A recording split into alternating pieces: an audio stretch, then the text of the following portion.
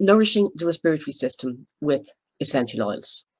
What we're going to cover today, 3 essential oils that will help to prevent and ease respiratory system. Prevent and ease respiratory conditions. There you go. The beauty of essential oils is that you don't need to wait to be sick in order to use them. You can use them to prevent. You can use them around your house all the time. And the more you use them, the more your immune system builds up. I'll talk about that a bit later as well. If anything is not clear, post in the comments and I will get around to it. The must-have ingredient when dealing with a nasty respiratory infection or any nasty infection, there's a particular ingredient you need to have, and most aromatherapists don't know what it is. I didn't know what it is for a long time, but I'll tell you about that later on as well. I'm going to give you 2 essential oils that have that missing ingredient. I go a quick run over of how to use essential oils safely. If you listened yesterday, you'll have already heard that. I'm going to just do a quick recap again. I'm going to give you some suggested brands of essential oils. Again, we covered that yesterday, but just to go over for people who may not have seen that part. I'm going to show you 3 ways that you can use essential oils to help your respiratory system. And like all the methods yesterday, they are so easy, so quick, and you can start doing them right now, and you really should be doing them right now if you have essential oils to hand. And I go over as well, if you want to take this further, if you want to have a real deep dive into aromatherapy, how you can do that with me online. So why would you listen to me and who am I? I think most of you actually know me, God love you. If you don't know me, my name is Jenny and I have been an aromatherapist for 20 plus years. I've also been an aromatherapy tutor. I taught for ITEC and VTCT for years and years, and I'm now running aromatherapy and other holistic courses online. A little disclaimer, as I do at all these masterclasses and live at this time, I'm not a corona expert and I'm not medically qualified, but I have used essential oils a lot to treat various different types of respiratory conditions, and generally have been very successful, and my students have been very successful, so they are really effective. I'm going to show you those ways to use the essential oils for yourself and for your family and for your friends, and it's not just for now, it's any time you can use them. So anything that you're learning this week isn't just applicable to this weird time, it's applicable to any time. So 3 essential oils that will nourish the respiratory system. Eucalyptus. If you know about essential oils at all, you've probably heard of eucalyptus. It's a fantastic oil.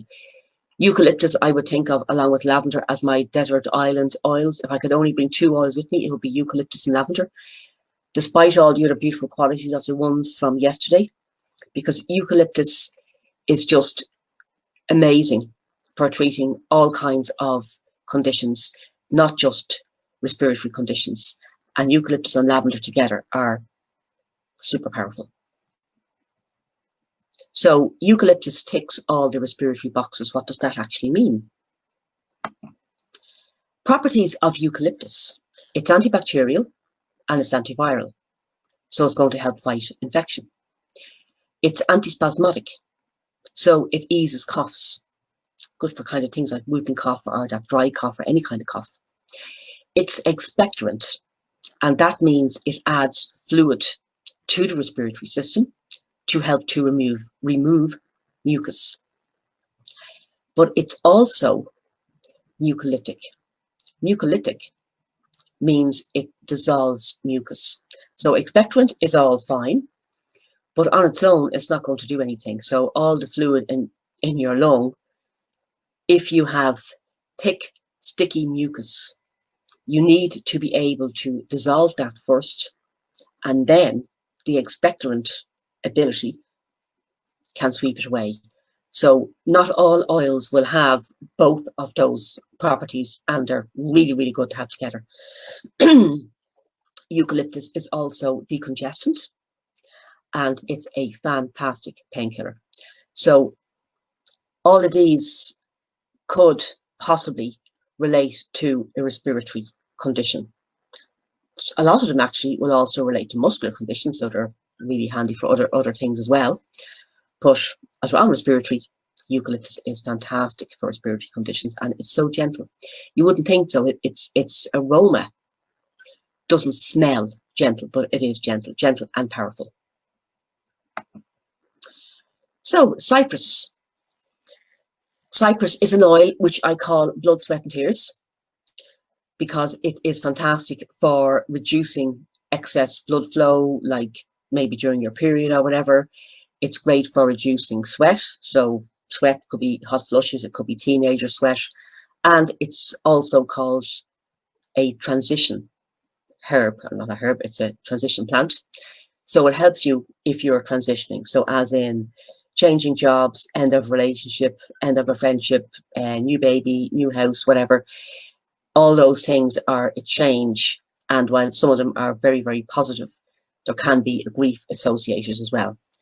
That's just a bit of a by-the-by about cypress. I could talk about it forever, but I won't, because we're not talking about cypress specifically today. Cypress for the respiratory system. It calms and nurtures the respiratory system.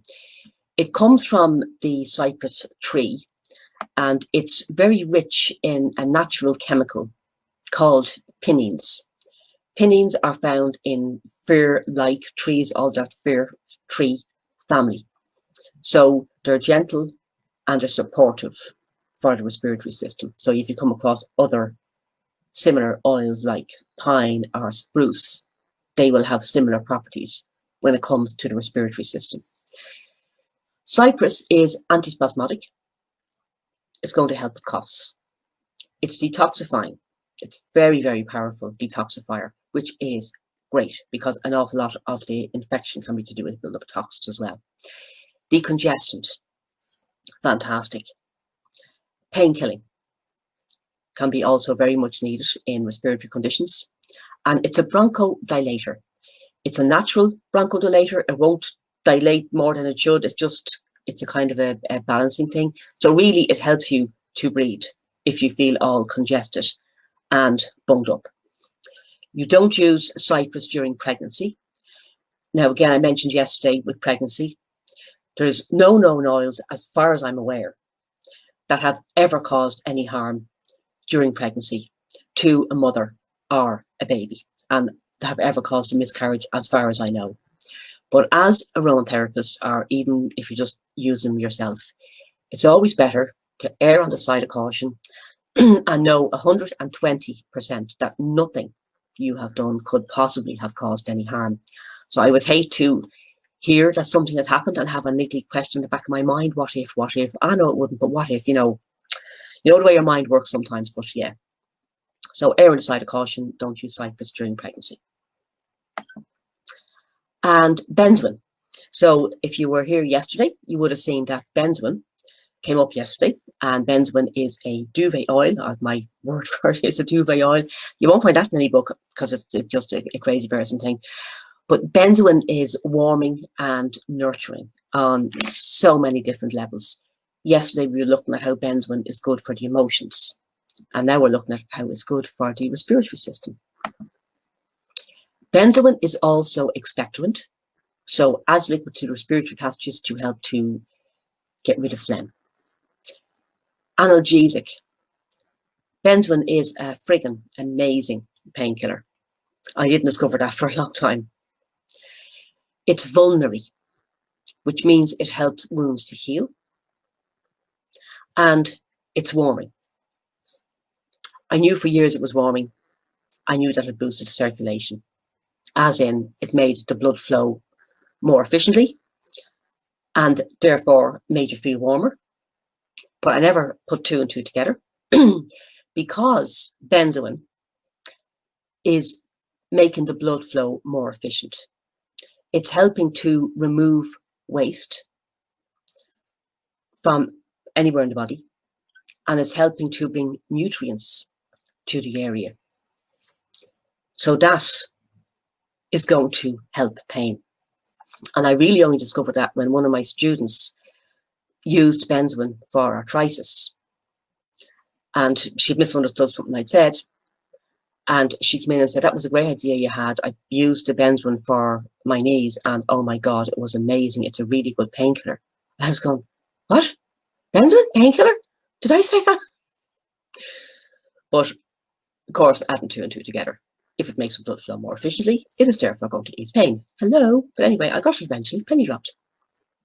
Benzoin is also very calming. It's sedative and it's grounding, as we looked at yesterday. So good for the respiratory system and good for the emotions. Really good all to have around just now. And benzoin has no contraindications. I may have not said that eucalyptus also has no contraindications. So of the 3 oils we've done so far, only one of them has a contraindication, that's cypress, and is contraindicated for pregnancy. Hope all this is making sense to you so far. I'll have a look at the comments hopefully in a few minutes and see if you have any questions.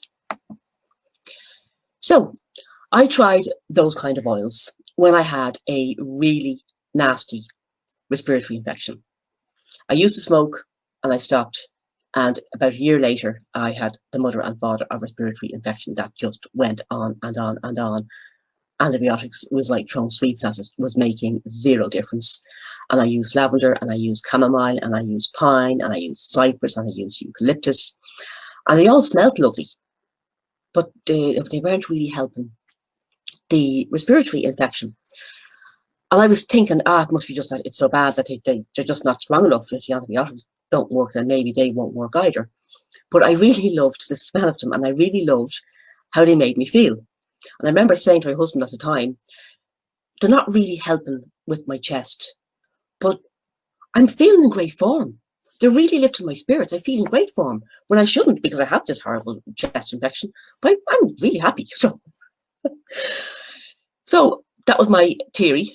I was just starting to use essential oil at the time. I'd read a couple of books, and that was my theory. And then, years later, I met Rhiannon Lewis. And if you have studied with me before, you've probably heard me talk about Rhiannon. I talk about her all the time. Rhiannon is a clinical aromatherapist, and she teaches aroma chemistry, chemicals to do with aromatherapy, on a very deep level. She's absolutely a beautiful person and a wonderful teacher. She organises Botanica, that aromatherapy convention that happens every year, and hopefully will happen this year as well. And Rhiannon taught me about the 2 different types of oils. We have Rambos and we have Mother Teresa's. What are they? A Rambo oil is an oil that packs a punch. It's more powerful against infection. And if you have a nasty infection, you need to have one of these. A Mother Teresa, like lavender, eucalyptus. Now, don't mistake, obviously, Mother Teresa was not a weakling. So they are still powerful, but they don't exactly pack the same punch. So ideally, if you have a nasty infection of any kind, you would need to use a Rambo, and you would need to use at least one Mother Teresa with it. Because a Rambo is powerful, aggressive, not in a bad way, it's looking after you, while the Mother Teresa is nurturing and minding and helps you keep your system strong while you're fighting off an infection. So I look at it, I often think about essential oils as being like people. So if, say, you had lavender and eucalyptus in a room, and a pathogen walks in, coronavirus walks in, okay, I'm not going to say coronavirus because I can't obviously guarantee anything about this, but say a nasty pathogen walks in, and lavender would say to us, you know, I don't think you should be here. You know, seriously, I, really and truly think, you really ought to go. Eucalyptus would back it up and say, yeah, come on, right, come on, you have to go. You really have to go. And the pathogen might say, yeah, I don't know, maybe later I might move towards the door. I actually like it here. What's the view from the window like? And then peppermint walks in And peppermint says, you, window or door, 2 seconds, you choose which one. And the pathogen says, okay, I might leave now, thank you, bye. So I hope that helps to explain it. So it's not saying that lavender and eucalyptus are not extremely powerful, and they will be my first go-to oils, but a nasty infection, you need to have a Rambo. And let me introduce you to a couple of Rambos. I really hope this is making sense for you. Basil. Basil is a really powerful cocktail of natural chemicals. Half of its chemicals are nurturing, and half of its chemicals, about a quarter of its chemicals actually, are really going to pack a punch. Basil is not taking any prisoners. Basil is antiseptic, analgesic. Analgesic is pain-killing. Antispasmodic, so it'll help to ease coughs and help different kinds of spasms and cramps and pains and stuff as well. It's a prophylactic, which kills airborne bacteria and viruses. Yay, we need basil. It's not the only one. Basil is also warming, so it will boost circulation and therefore speed healing and ease pain. Boost circulation just means it makes the blood flow more efficiently. It's a cephalic, really useful. A cephalic clears the head. And by clears the head, I mean it'll help with headaches. It'll help to ease congestion in the head area, like sinusitis, etc. And it will help with concentration and focus. So anyone doing exams. No one doing exams at the moment. So maybe if you have a child doing a leaving cert, when you get around to doing it, it might be a nice one to use. You don't use basil during pregnancy. And you wouldn't use for anyone who has sensitive skin. By sensitive skin, I mean you wouldn't put it on the skin if you have sensitive skin. You can still inhale it and you can still use it in other ways. But for pregnancy, I wouldn't use it at all. Peppermint. I mentioned peppermint a few minutes ago as the one walking into the room telling the virus where to go. Peppermint is a absolutely beautiful oil. It can be warming or cooling depending on what you need. It smells so fresh. Some essential oils don't smell so much like a parent plant, and some do, and peppermint does. It's like smelling a huge, big, massive, big bunch of peppermint. Gorgeous. Peppermint is antispasmodic, analgesic, which is pain-killing, antiseptic, also a cephalic, which clears the head, so headaches, congestion, and concentration, and it's a good antiviral. Again, you avoid during pregnancy, and you avoid for sensitive skin. High blood pressure, you won't find this in any other book, I don't think, but one of my students, when she started doing the aromatherapy course, absolutely loved peppermint. Everything had peppermint in it. I had to say a couple of times, okay, you're not using peppermint today. She said, oh, can I have a little drop? No, get back, you junkie. You're not using peppermint. Go away. Try something else. But she was always drawn to peppermint. And when she was at home, she'd use it a lot and she'd have it in a burner, and it was her go-to oil, and she couldn't manage to think about having a day without it. Until one day she was coming back from work and had to pull the car over and felt really light and really strange. And her blood pressure, when she got tested, had shot up. The doctors could find no reason for any reason why her blood pressure would have shot up. She had the same lifestyle, eating the same stuff, same amount of sleep, etc., etc. And then she was talking to Rhiannon. And Rhiannon said, Rhiannon, if you use essential oils and you have anything going on, she'll always say, so which essential oils are you using now? So which essential oils are you using, said Rhiannon. And the student said, oh, I'm using this and this and this, and I always use peppermint. I love peppermint. Rhiannon said, yeah, stop. Not stop using it altogether, but she said, don't use it every day. And if you're using it in a burner in your house, open a window at least once during the day. So this is important when you're using a burner for anything, that you open a window at least once. Because when you have oils in a burner and the heat lifts them and carries them around and they sit around the room, they will eventually start to go off. And then you have oxidized essential oils that you're breathing in, which is not good. But a few minutes of opening the window once a day will take care of that. So hope it's all making sense so far. Hope your brains aren't fried. So one of my students, a different student came in and she was said, Jenny, sorry, I have to tell you, I'm taking antibiotics for a chest infection. Sorry, the essential oils wouldn't work. So I said, well, look, first of all, if you need to take an antibiotic, you need to take an antibiotic. And no holistic therapist worth their salt is going to tell you to come off any medication without getting a doctor's consent first. And there's times when you just need the extra help, and that's just the way it is. But I said to her, what essential oils are you using just for our interests? Just, eucalyptus and chamomile and bergamot and lavender and benzoin. And I'm going, yeah. They're all really good oils, but you're missing something. I thought, oh, hi, I think you are. We had been talking about chemicals in the class. This was a great way for the students to learn. So I said, do you mind if I tell the girl? She said, no, that's fine. So we went in. I said, ladies, have a little assignment for you.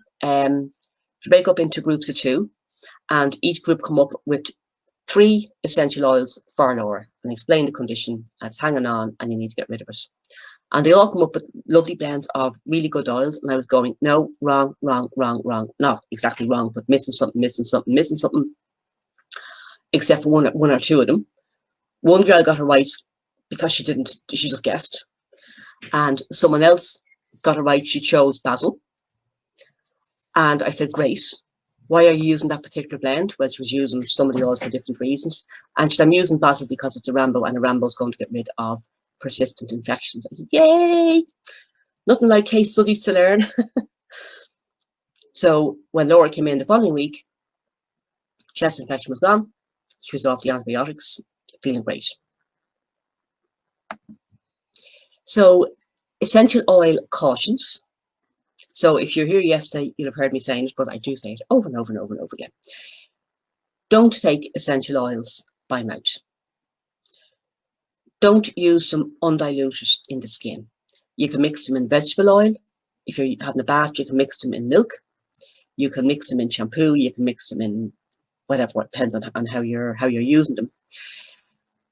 But putting them undiluted on the skin can cause a burn, it can cause irritation, and it can, over time, cause your skin to become sensitive. So I know a lot of people would say, oh, I've been using this on my skin like for ages and it's fine. And it might be fine for the first time, and the second time, and the 10th time.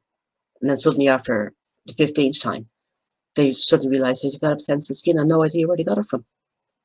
It can do that, so be careful of that. And I know there is a lot of information out there telling you to take them internally and put them undiluted on the skin. Please don't do that. A clinical aromatherapist will make up capsules and tablets and different products that's very carefully formulated that you can take by mouth.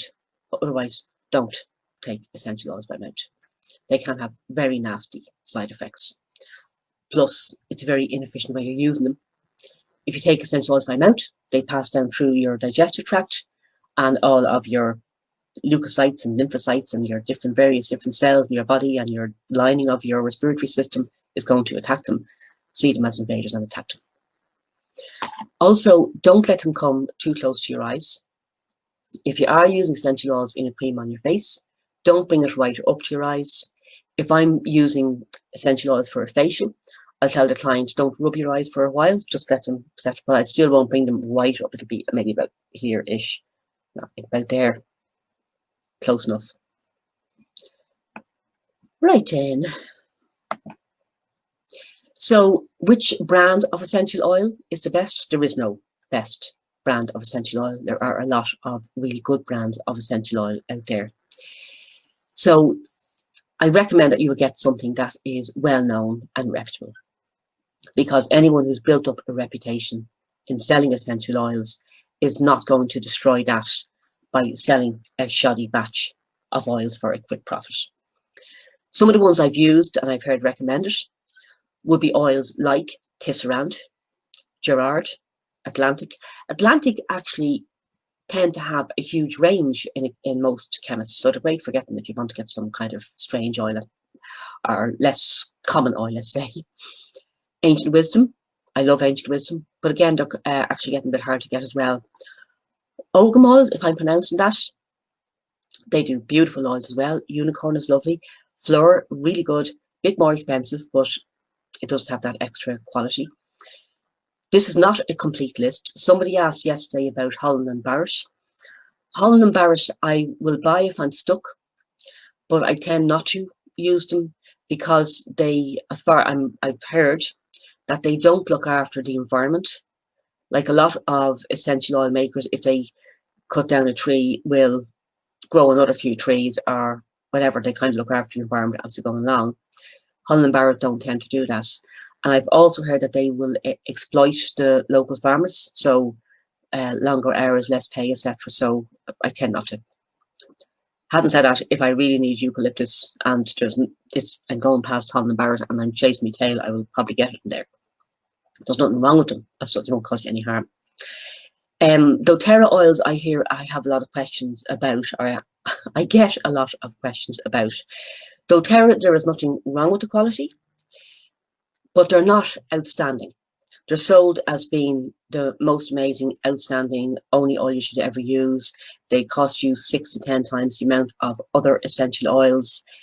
And they're sold that way because they're sold as being therapeutic grade.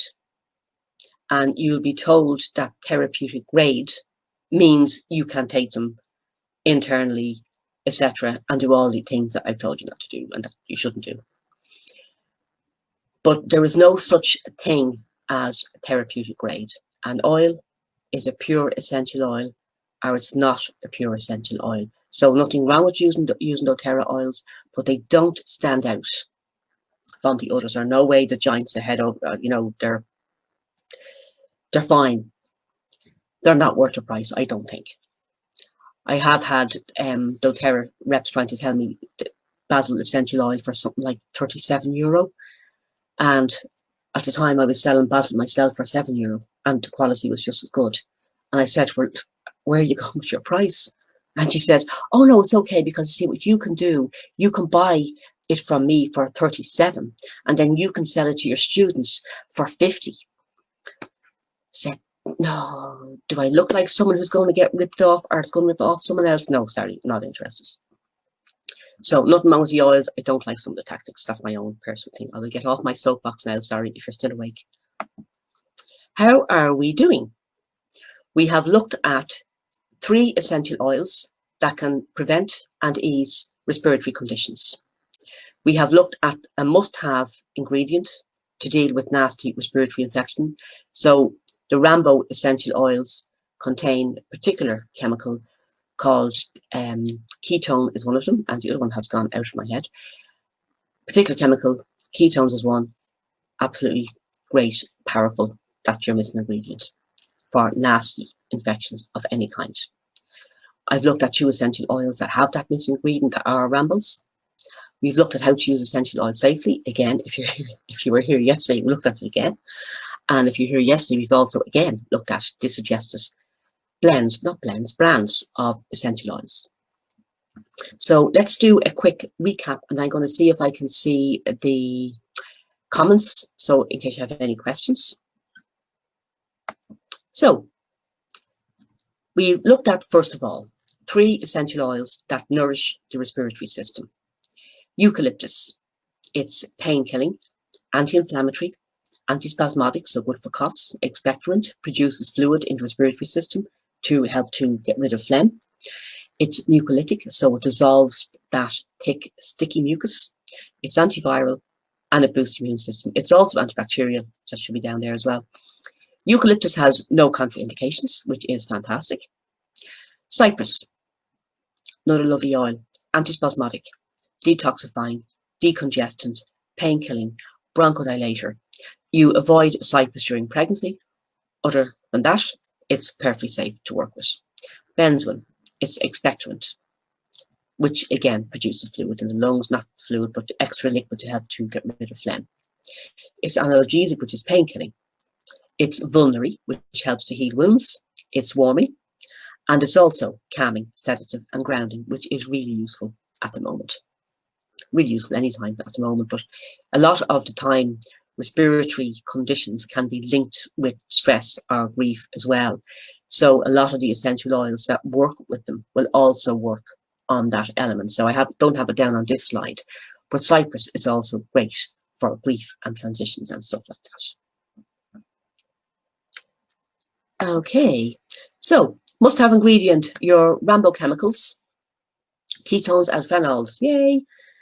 If any of my students are listening, you probably know this already. I'm thinking it's phenols, it's phenol. Why don't you say phenols? Okay. So Rambo chemicals, ketones and phenols. It's more powerful against infection, but oils which are rich, that wasn't easy to say, in those Rambo chemicals should not be overused. Rhiannon had a very good saying. She said, if you're using a Rambo chemical for an infection, say, for over a week and it's not working, then you're either using the wrong oil or the wrong therapy. There's other therapies for respiratory conditions. I'm sure you're aware, like reflexology. I won't go into that now. I'll be on another masterclass then. So when you're using a Rambo oil like basil or peppermint, it's a good idea to use a gentle, nurturing Mother Teresa oil as well. So you could use basil, eucalyptus and lavender, for instance, would be a nice blend. So if you have any questions, do post them in the comments, because if any of this is not making sense, I'd love to help you out with it. So the cautions to essential oil: don't take by mouth, don't use undiluted on the skin, and don't use too close to your eyes. Our two Rambo oils, one Rambo with two gentle oils, or even one gentle oil, would be the recommended blend. Basil, antiseptic, analgesic, antispasmodic, prophylactic, which kills airborne bacteria and viruses. It's warming, speeds up the circulation, makes it more efficient, helps get rid of waste, helps bring nutrients to the area, speeds up healing, eases pain. Warming, cephalic, clears the head, good for headaches, good for congestion, good for concentration. It's antiviral. Don't use basil for anyone who's pregnant or anyone who has sensitive skin. So if someone has sensitive skin, you can use it in an inhaler if it doesn't go on the skin. If someone is pregnant, I'd recommend you don't use it in a burner or inhaler or on the skin, just don't use it. Peppermint, another Rambo, antispasmodic, analgesic, which is painkilling, antiseptic, cephalic again, antiviral. Don't use for pregnancy, don't use for sensitive skin, and also don't use for high blood pressure. So with high blood pressure and pregnancy, don't use it at all in a burner, inhaler, or any way. Sensitive skin, you can use it if you don't put it on the skin. And that would include, even if it's diluted, don't put it on the skin. Unless there's a really important need for it, but anyway, we won't go into that. Question time. So, which oil is described as warming? There's actually two. I mean, obviously there's more, but just from today, which oil is described as warming? What are the contraindications to eucalyptus? Which two oils are described as Rambos? And what does cephalic mean? So would you like to take a minute and just have a go? See, can you answer the questions? And I'm going to see if I can see the comments. So just so you think I'm not being rude. Just want to check in case anyone has any particular questions they might need help with. Well, technology is a wonderful thing. Oh, I think I can see them. Hi, Alison. Hi, Avon. Avon, you're late. That's not good enough. I can't be having that now. So Dara says, I know they are oils and should keep, but do you use a time span before discarding a bottle of essential oils? So how long can you keep essential oils for? Very good question. Thanks, Dara. There's different lengths of time you can keep different types of essential oils for. We have oils which are very light and fine that evaporate quickly, like our citrus oils, as in orange and tangerine and lemon. And then we have other oils that would be kind of middle of the range, like lavender and chamomile, not quite as floaty as the citrus oils. And then we have other oils that are really heavy, like benzoin. Benzoin, if you want to use benzoin, you want to have the time to take it out of the bottle, because benzoin is not in a hurry, and benzoin doesn't care if you're in a hurry. So oils, I can actually cover this more if you'd like. So post-comes, if you'd like more about this for tomorrow, I can do your chart. Oils, which we call top notes, those floaty top note oils, you are citrus oils, for instance, will last about 2 to 3 years if you keep them properly. So keep them away from sunlight and with the lid on tightly. And I say lid on tightly when you're using essential oils and you put the lid on and you tighten it as much as you can tighten it, but then tighten it again, because you'll always find you have another twist of the bottle, and that will make sure that it will last longer. The middle notes, like lavender, chamomile, not quite as fluid as the top notes, would last about maybe, I'd say about 4 to 5 years, again, if stored properly. And that really heavier base notes, rose, benzoin, sandalwood, I can give you a list tomorrow if you'd like me to, they would last for years. And some of them actually improve with age, a bit like a good wine. So I hope that answered your question, Dara, and anyone else who has the same question. And hello, Ellie. Hi, Eileen. You agree with the other brands. That's great. Oh, wow. So, Nina, you have a neighbour who has tested negative twice. God, love her to stress. Holy moly. Sorry, I'm reading the comment. I'm not sure. She tested negative twice for COVID-19. Would Rambo oils be good for her? Yeah, they would, Nina. Just make sure that she doesn't have any of the contraindications. So I would use Rambo oils. Obviously, she's getting something. She must be getting some kind of symptoms if she's being tested. And it's obviously, I would say, going to stress her out. So I would use a lovely calming nurturer, maybe like benzoin, and maybe a basil would be really good. If you don't have any of these oils, Nina, just let me know, type in the chat, and I will come back and give you other suggestions. So maybe basil, lavender and benzoin, or peppermint, lavender and benzoin, what might be an option for her. So they're all going to help to nurture the respiratory system, to keep her nice and strong and keep her stress levels down as well. So a lot of those oils are also going to keep the immune system strong. And sometimes I find that even telling people what you're doing can make a difference.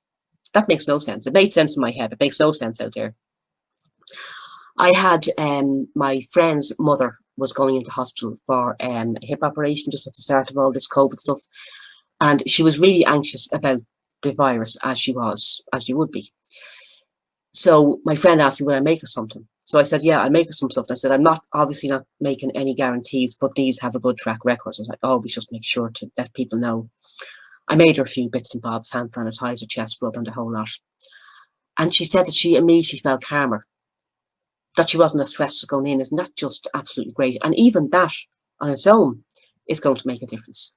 So she went to hospital, she came out, she's fine, there's no COVID thing. I'm not going to say it's just because of the essential oils, but sure as hell is not going to do any harm. So, Nina, I hope that answers your question in a very rambly way. And any more questions you can type in the chat. There seems to be a time lag between the comments going up and me seeing them. So if you have another comment there, I haven't seen it. I'm not ignoring it, I just haven't seen it yet. So back to the questions. Which essential oil is described as warming? What are the contraindications of eucalyptus? Which two oils are Rambo oils, are two oils I've talked about just in this lesson? And what does cephalic mean? And the answers are, oil which is warming is benzoin, and also basil should be down there as well. Basil's warming, but benzoin I think is particularly warming, and it's warming on so many ways. It kind of warms your spirit, it wraps around you. Okay, stop rabbiting on. What are the contraindications to eucalyptus? Trick question. No contraindications to eucalyptus. Which two oils that we have discussed today are Rambos, that's basil and peppermint. What does cephalic mean?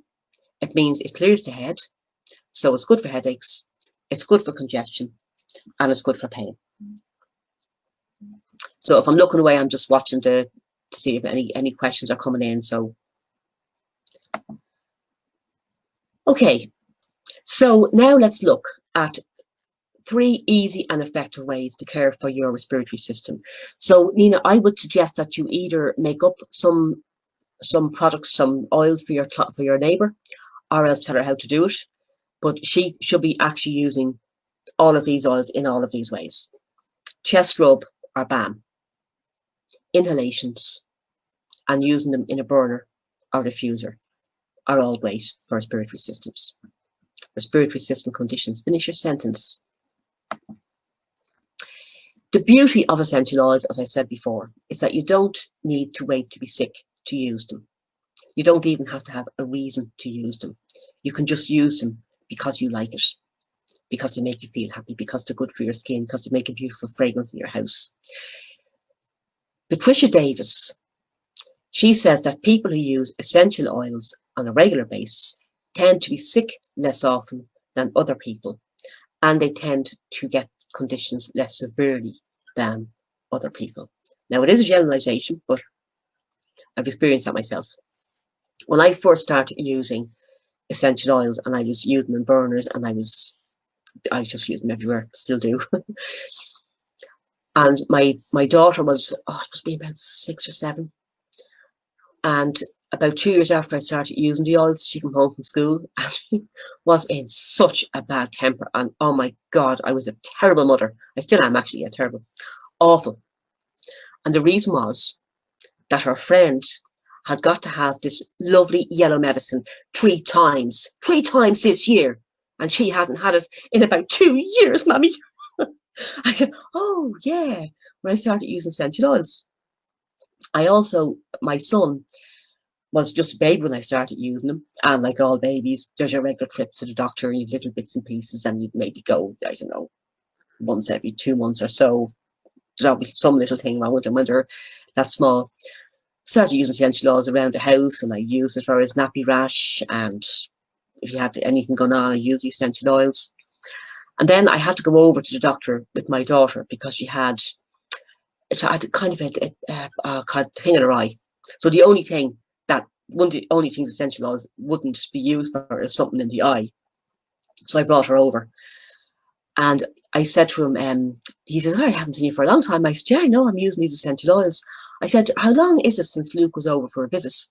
And at the time he had the paper little card files, and he goes, oh, it's been, oh, and he's going back and back and back and back. Said, oh my God, Jenny, it's been like 2 years. So that wouldn't obviously count as scientific proof, but to me it's proof that because the oils were in all our systems all the time, we were having less illness. I can tell you loads of stories like that, but I won't. I don't bore you. Patricia Davis wrote a really good book called The A to Z of Aromatherapy. I'll put the name down in the comments as well. You can get it on Amazon in the used section if you want.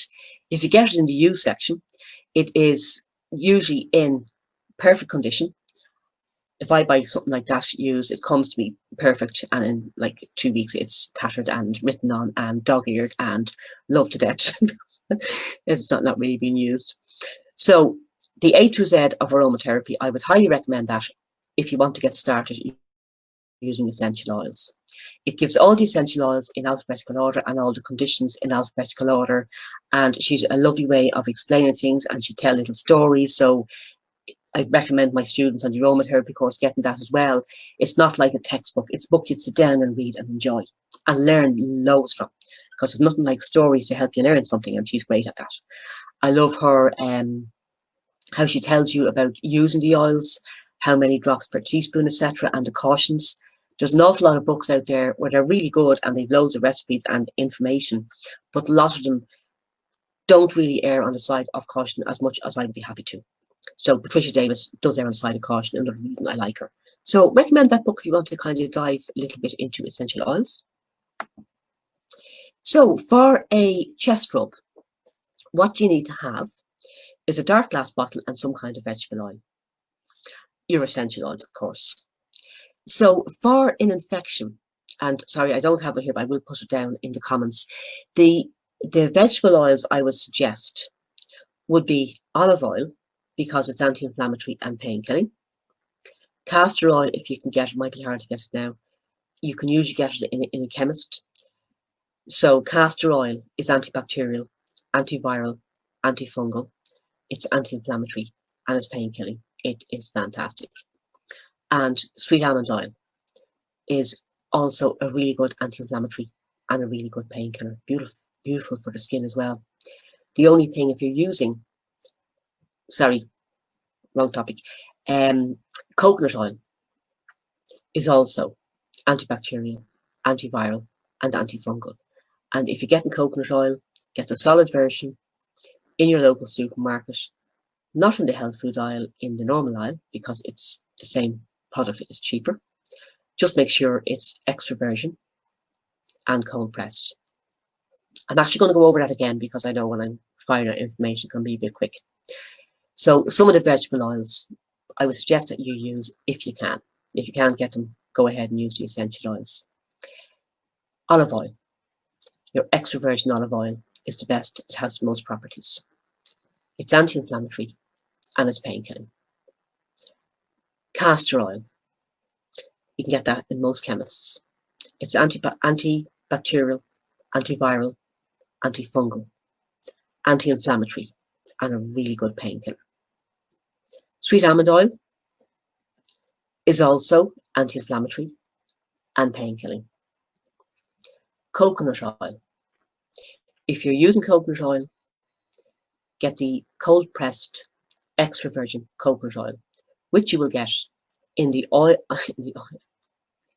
in the oil section of your local supermarket. Don't go to the free from section or the extra healthy section in your supermarket, because they tend to sell different brands there which are as good but cost a lot more. Don't go to your chemist to get coconut oil. Don't go to Holland and Barrett, another chemist health food shop, to get coconut oil, because they will usually sell a smaller bottle, an inferior brand, and a lot more expensive. So you're looking for the solid version of coconut oil, extra virgin, cold pressed, and it's good for eating as well. So if you have one of those oils, or one or two of those oils, you may find they will be a little bit thick to work with. So add a fluid oil. So sweet almond oil is very fluid, but also whatever oil you happen to have at home. Grapeseed, sesame seeds, sunflower, to mix with the oil, other thick oil, to make it more fluid. Hope all that's making sense to you. With the coconut oil, you will need to melt it first. So put it in a little egg cup or something and put that into a bowl of warm water, allow it to melt. Then add your essential oils, and then you can just keep that to use as a chest rub. You can also add other oil to it as well if you want. So to make your chest rub, you do 2 drops of essential oil to a teaspoon of vegetable oil for adults. I went over this yesterday. I'm just going to repeat it again in case people are listening who weren't here yesterday. So an adult would use a 2% blend, which is 2 drops of essential oil to a teaspoon. An adult is anyone who is over the age of 12. In aromatherapy terms, we say a child is anyone up to 12, and I know that can vary. We're looking at size, not so much maturity as such. For a child between the ages of 1 year and 12 years, you would make a 1% blend, which is 1 drop of essential oil to a teaspoon of your vegetable oil or whatever else you're using to make the base. Also, someone who is pregnant, somebody who has sensitive skin, somebody who's old, elderly, convalescent, you would also use a 1% blend. So hope that's making sense. So you might want to make more than a teaspoon of your mixture, especially if you're using more than one oil, more than one essential oil. So you could make more, but in those proportions. So if, say, you wanted to use eucalyptus and basil and benzoin. For an adult, you would need to use 1.5 teaspoons of whatever mix of vegetable oil you're using. And if it's for a child, you would need to use 3 teaspoons, again, of whatever mix you're using. So I hope all this is making sense, and if not, put it in the comments and I will come back to it. So, other ways of using the essential oils for respiratory conditions, for treating and for preventing, in inhalations and or burners. Different ways of doing the inhalations. A steam inhalation, the good old-fashioned way. This is a really good way. So your basin of hot water, add a couple of drops of essential oil. You don't need to mix with anything because you're not actually going to put them on the skin. You cover your head with a towel like a tent. Take a few breaths in, come out for air, go back in again. And if you have a chesty condition, breathe in through the mouth to get it right down to your chest. If you have a congestion in your head or whatever, breathe in through the mouth, through the nose, and it'll go. You can actually feel the oils going where they're meant to go. It's absolutely amazing. And if you have both, you'd obviously breathe in through the nose and then breathe through the mouth and whatever. Aromatherapy inhalers are fantastic ways of using essential oils, and you can get them on Amazon and they're quite cheap. So it looks something like this second picture here. And you have a little cotton pad in the center. Yeah, you take it up, it comes apart. You have a little cotton pad in the center, you put it in, you screw on the top, and then you can inhale. It looks like a bit like a Vicks inhaler, as you can see. So that works really well for respiratory conditions and as well for headaches. And on the inner pad, I would put about 20 drops of essential oil. I know yesterday I was saying 10, but for an emotional condition, you tend to use fewer oils on the inhaler. For a physical condition, you would use more. 20 sounds like an awful lot, but you're not getting the full whack of them as you inhale. You're getting some of them that just seems to release at different times. So up to 20 drops on the inner pad. My daughter was using that one time for a headache. She had basil and lavender and she had a thumping headache. And so I gave her the inhaler and she was in the kitchen. I went into the kitchen and there was the inhaler and no sign of my daughter. So I said, do you know what? Doesn't really work that well when it's in a different room. And she said, yeah, ma'am. Well, do you know what? You don't need it when the headache is gone. I don't know where she gets the sarcasm from. It's very strange. It just is really, really effective. Now, if you don't have an aromatherapy inhaler or you're not planning on getting one, that's absolutely fine. Another way of using it is to put some steaming water, hot water, in the bottom of a cup. Don't even need very much. Add a few drops of essential oil to the cup and then just inhale, sniff. So you don't, I would, if you're using that way for a child, be really careful and obviously stand over the child. You can also get inhaler cups from the likes of Boots, and some of the catalogue companies won't be working now, obviously. But you have a plastic cup with 2 handles, a little mask-like thing on top, and it's much safer. But even so, with a child, even using that kind of safe method, I would still stand over them. Because you know yourself, kids can manage to spill things on themselves despite all the odds. And your burner or diffuser, which helps to get essential oils out into the room, kill airborne bacteria. You're breathing them in as well.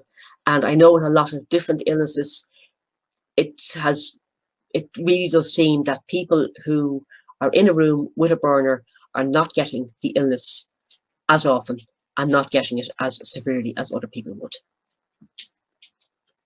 And they're all easy ways to use them. None of them are going to cause you any harm. So I would suggest that everyone will be using them like this kind of now. And that kind of thing might help your neighbour, Nina. So have your chest rub, your inhaler, and some for a burner. So I was asked by a couple of people in the comments yesterday about a blend for sinusitis or hay fever. So I'll come up with a blend here for you. I would generally use an inhaler, either steam or aroma, and a chest rub on a daily basis. Actually, for asthma, I would do the same thing, because someone's about asthma as well.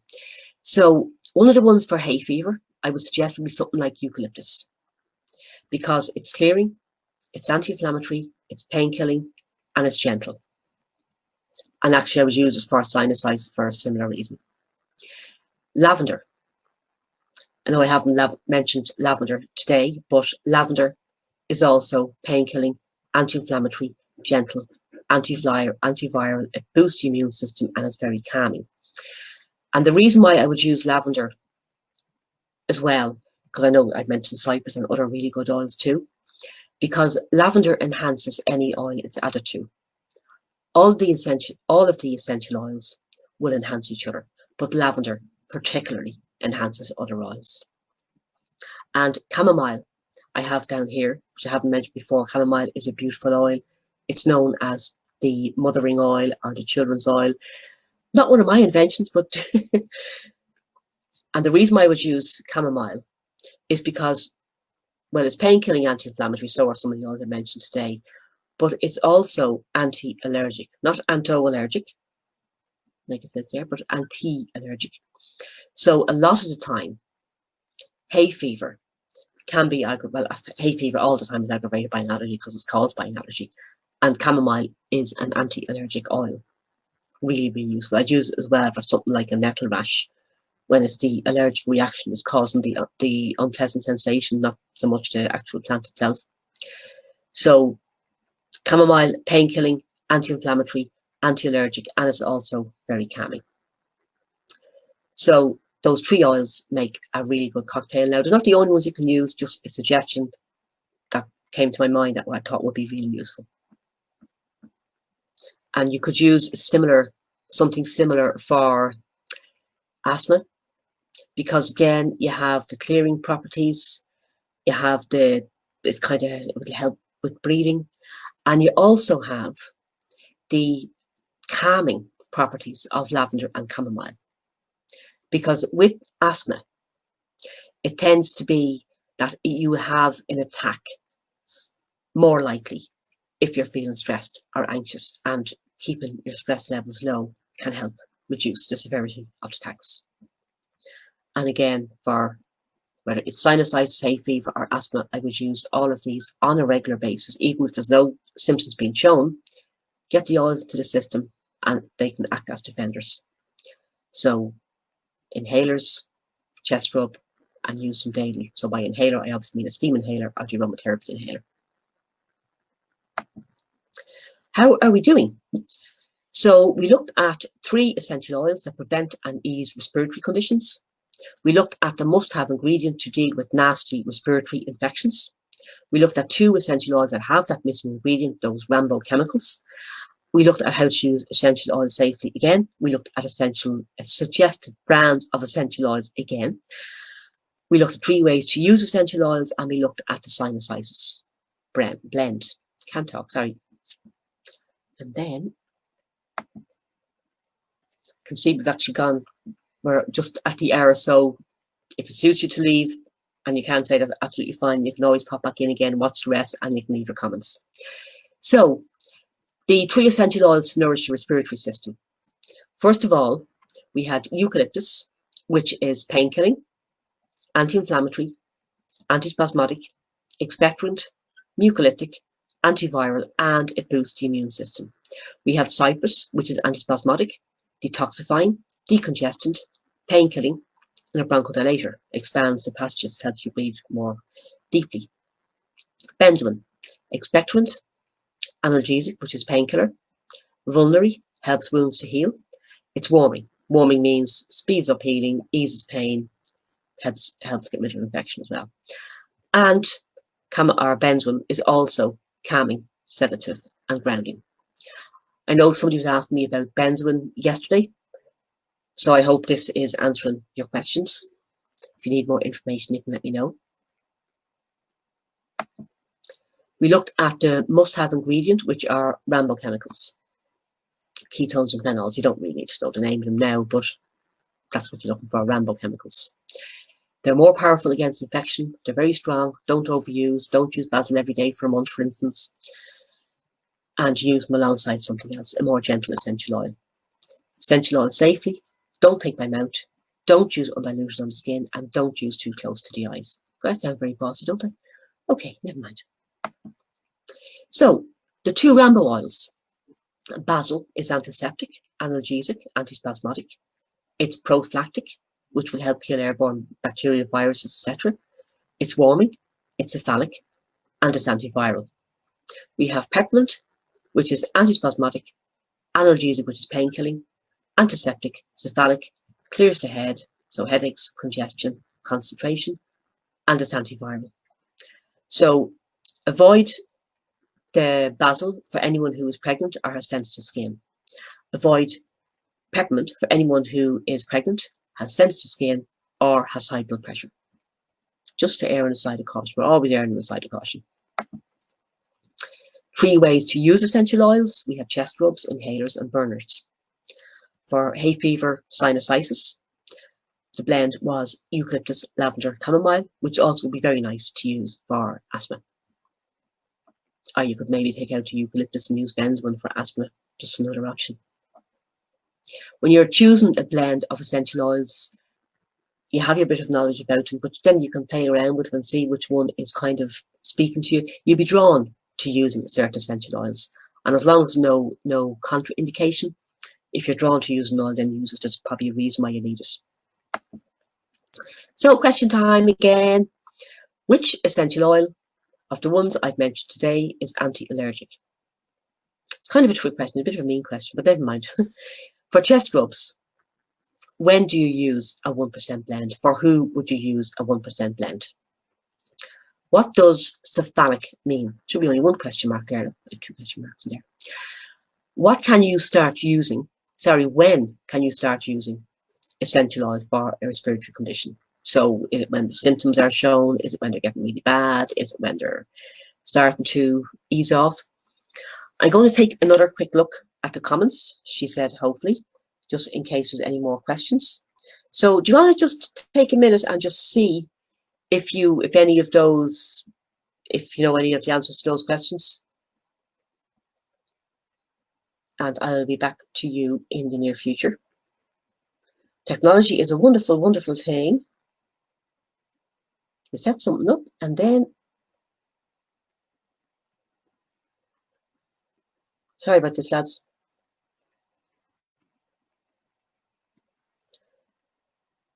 So Eileen is asking, basil for cephalic and focus? Absolutely, yes.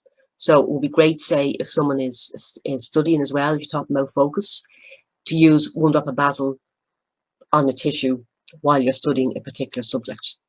And then if you're using another subject, make a different blend, maybe add lavender for another subject, so that the smell is linking to a particular topic. And yeah, headaches, spectacular for headaches and great for any kind of congestion. Absolutely fantastic. And Eileen is also saying, thanks for the question, Eileen. It's great. The questions are really helpful for loads of people. I tend to use basil in a low dilution. Can that be too aromatic for some?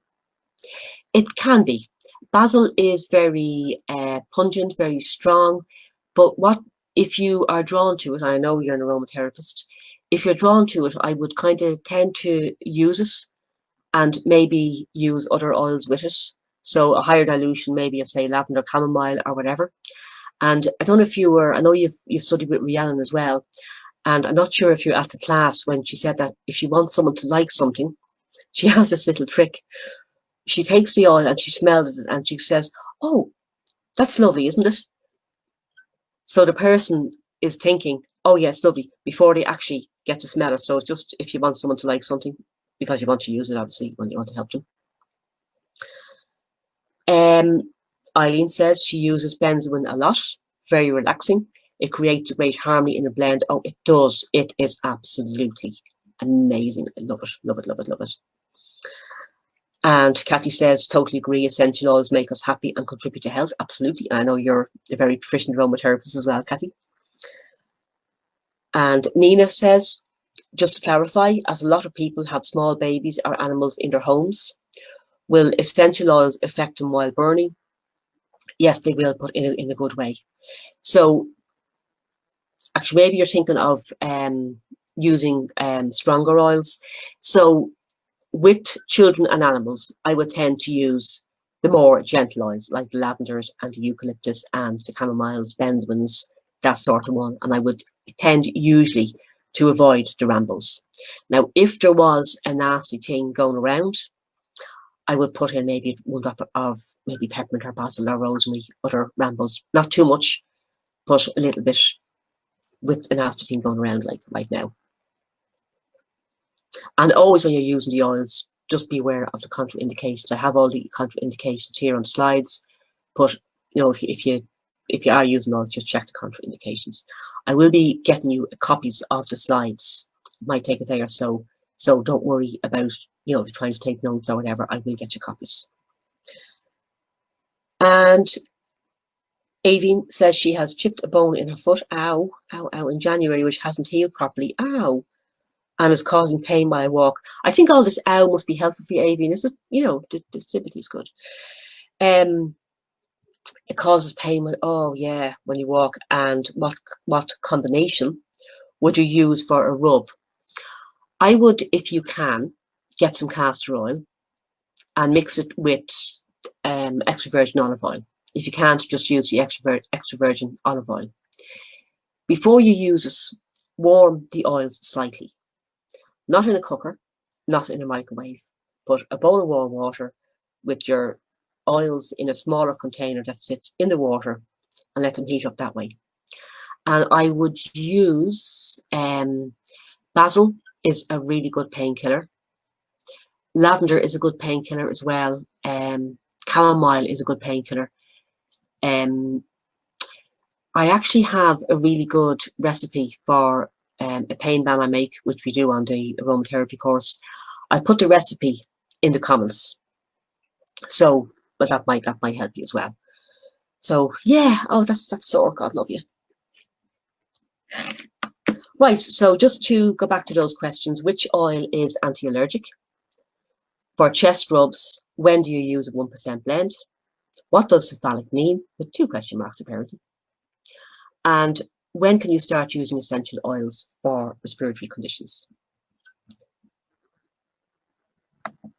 So the anti-allergic oil is chamomile. As far as I know, it's only chamomile and melissa among the essential oils that have that property, and melissa will cost you your house, so maybe use chamomile. For chest rubs, when would you use a 1% blend? For children between the ages of 1 and 12, anyone under the year 1. For a child under the age of 1, that wasn't difficult, you would use different amounts. I don't have time to go into them now. I'm already kind of over time, sorry about that. But yeah, between the ages of 1 and 12, use a 1% blend. Anyone who's pregnant, somebody who's elderly or anyway frail, people who are convalescent, that would be frail, and anyone who has sensitive skin is a 1% blend. And a 1% blend is 1 drop of essential oil per teaspoon of your carrier oil or whatever else you're going to use. What does cephalic mean? It means it clears the head. So good for headaches, good for concentration, and good for congestion, as in a head cold, sinusitis, etc. When can you start using essential oils for respiratory conditions? Anytime as a preventative. So I'm using them now all the time. We have chest rubs, we have burners, we have hand sanitizers, and there's essential oils everywhere.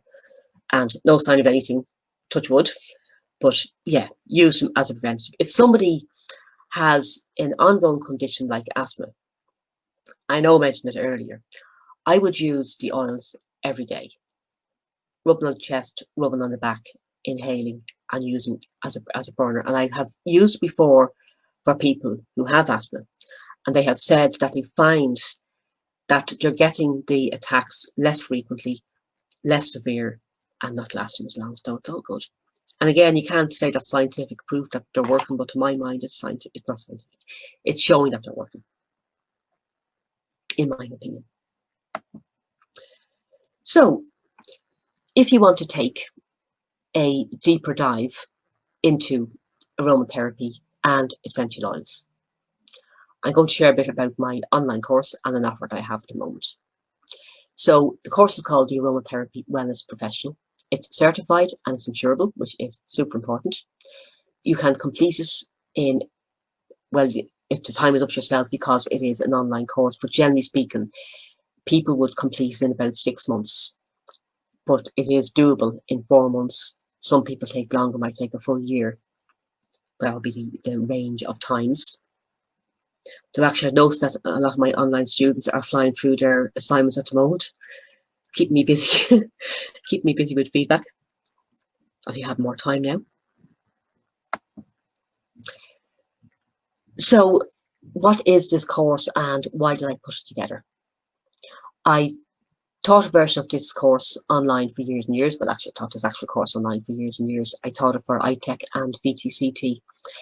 And when I was putting it together, I didn't want it to be the same as every other course, because I know quite often you can do a course and leave with gaps in your knowledge, as I left my aromatherapy course not understanding that I needed to use Rambo essential oils in order to really fight a nasty infection. So I wanted to have a real complete training for people. Where do you want to be an aromatherapist, or where do you want to use it yourself at home? And we cover things like practical chemistry, as I've just mentioned there. We go into the energetic properties, which are so important. Working with oils energetically makes a huge difference. And there are lots of practice. There is lots of practice and feedback. So feedback on your written work and feedback on your practical work if you do the massage module. So why is the course online? As I mentioned, I have been teaching it for years, and I started getting a lot of requests to put it online. And I was saying, I couldn't put it online. How would you teach online? How would people get their feedback online, etc.? But a lot of people were talking about having difficulty with travel and difficulty with childcare and shift work, etc. And of course, now we can't go anywhere. So it's even, we're probably more useful at the moment. But hopefully the situation won't last too long. But so it's also really good if you want to work at your own pace, and it's great for a refresher whenever you want it.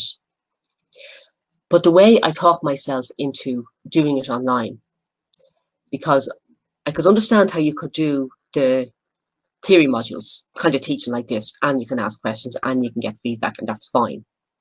But I couldn't see how you're going to teach a therapy online and really have somebody leaving being really competent and confident and know what you're doing. And I know there's courses out there that are teaching massaged on a PDF. And I'm thinking, how? You get to read something, and if you answer the questions, you've passed your massage exam. You're going, no, that's not right. That's not right.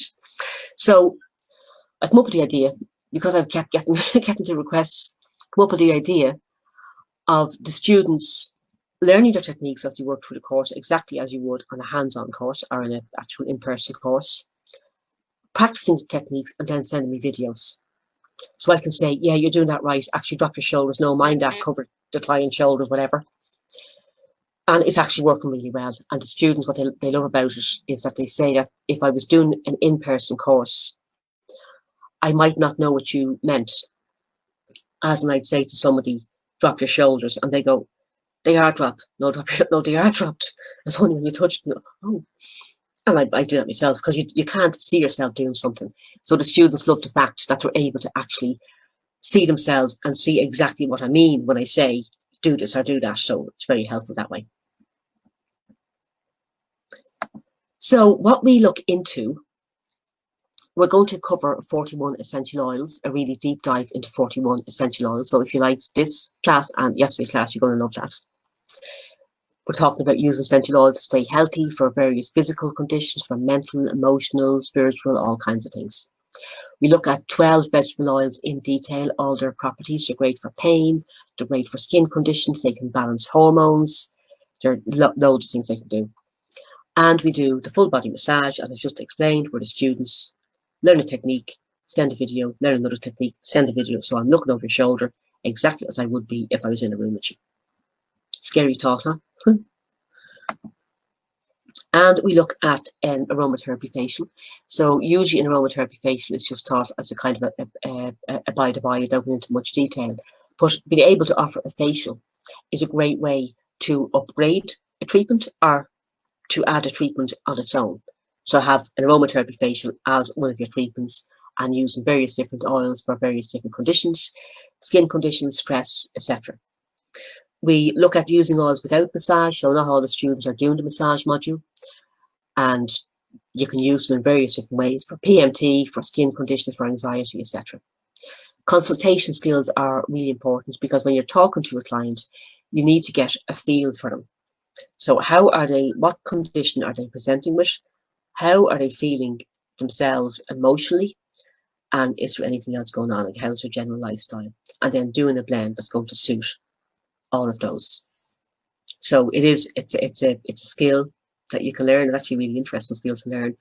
The case studies on the course are a great way for learning this, because students are saying my client has this and this, and I was saying, well, did you use this oil, or how about that one? But if she also has this, you could have used that. So yeah, it's a really great way of learning, and then doing the consultation. Subtle aromatherapy, really important, because essential oils are, to my mind, they're always talking to us. So by talking to us, I mean that you might get a hunch to use a certain oil, you're being drawn to a certain oil. And that can be if you're treating a particular client.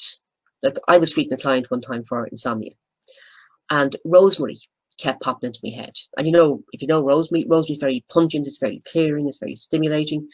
I'm thinking a massage for insomnia in the evening, the last thing you're going to need is rosemary.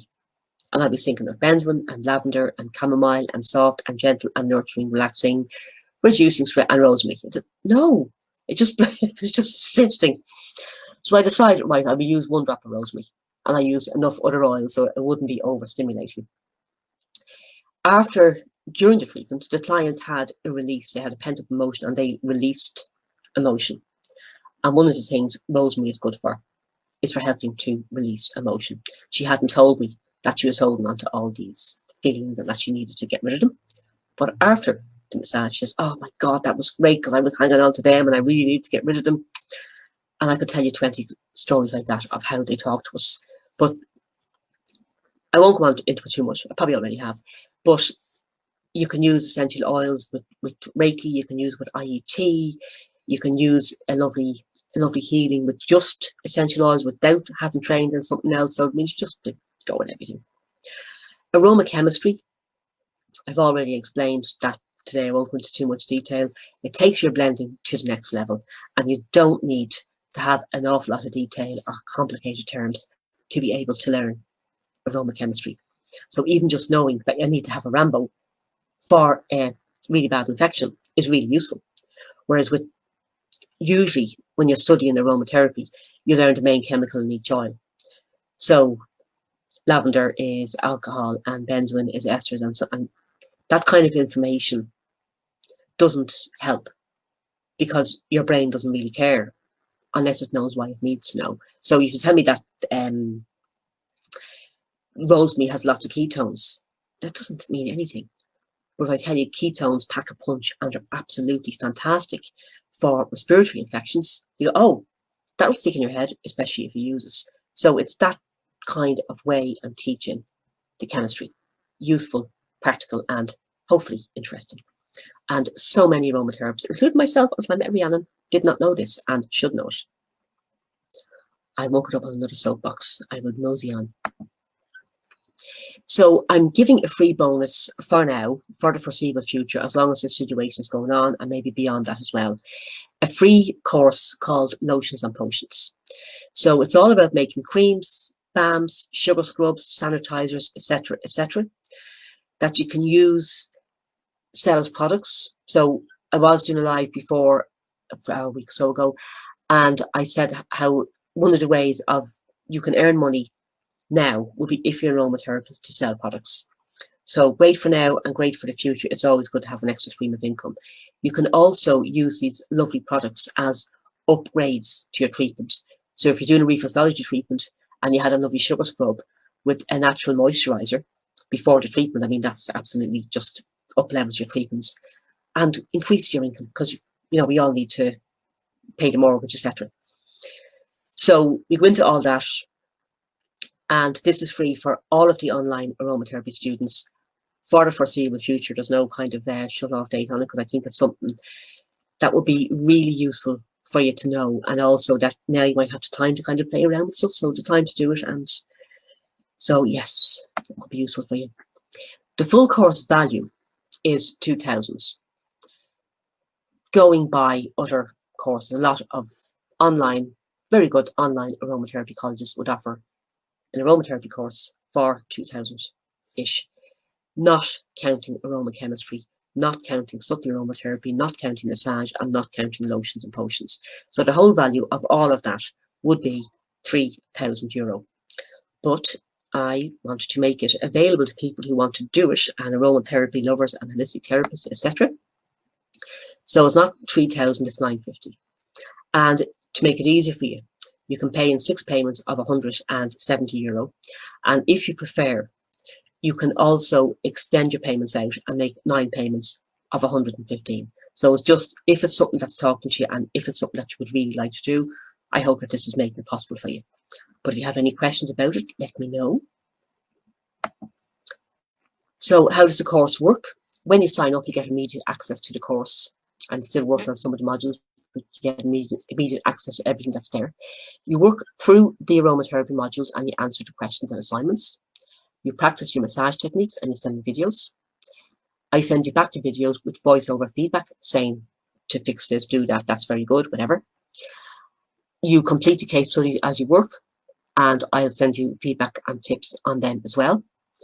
Then you would, at the end, complete 3 practical assessments where you are dressed properly with your massage tunic and your hair. I'll tell you what to do. So you look professional, you do your consultation, and you give your client the massage. So once we have 3 of those, you would have passed your practical element. There is an option of not doing massage as well, and there is a reduced rate as well for that. If you don't need to do massage, that's fine. And then you would pick an aromatherapy topic to write about. I'll give you a choice of some, or you can pick your own. So rather than an exam, you'd write a bit of an essay about how you used oils for a particular ailment or whatever. There's no final exam. You work at your own pace. And if you need help to kind of move along, I will prod you if you want. And you have lifetime access to the course and to any updates. So anything new that comes in, you will have full access to that as well. And the course is accredited by the International Institute of Complementary Therapies. They're internationally recognised. There are a number of insurance companies that will accept online courses. Not all insurance companies will. BGI is one I like working with. They're UK, but they work internationally. You will get professional liability, professional indemnity, that should be, public liability, products insurance, and medical malpractice. And it would be around 120 to 150 for multiple therapies. So if you already have therapies, you can get them insured along with your online stuff by BGI, and you get all your recognition. So, and when you do the aromatherapy course, what is next? A couple of options. It could be something that you want to do for yourself. You want to have more knowledge to work at home. That's fine. Some people making products and remedies for home use. You might decide to become a self-employed aromatherapist, working from home or from a holistic centre. Or you could already be a holistic therapist and want to use aromatherapy to have something else on your menu and to enhance all your other treatments. And as well, not actually explained properly there, you could also just go into the product end. I've known a good few people who just focus on selling their balms and their creams and their whatever, and are doing quite well out of that. So this is for you. If you want a deep dive into aromatherapy, you want to know about it on a really deep level, and you have 3 to 5 hours a week to spare. I'm talking about completing it in about maybe 6 months. If you'd like a second income stream, you want something that lets you work at your own pace, but you want really hands-on feedback. You don't want someone just kind of in the background, or you get the course and you're told to work away, which is just, I'll give you real feedback on your practical stuff and your theory stuff. And if the price and payment plan works, then it might be the perfect course for you. And if it is, you can pop over and take a look at my website, essentialsholistic.com. And the course is online aromatherapy course. You can email me there with any question as well if you'd like to, info@essentialsholistic.com. Ellie says 1% or 2%, which one is most common to find in the market? Is there any advice using each one that we have to be aware of that percentage? So Ellie, you don't usually buy them blended. You can buy them blended, but the 1 or 2% blend is when you're making up the blend yourself. And a 1% blend is for a child, a pregnant woman, someone who has sensitive skin, someone who's anyway frail.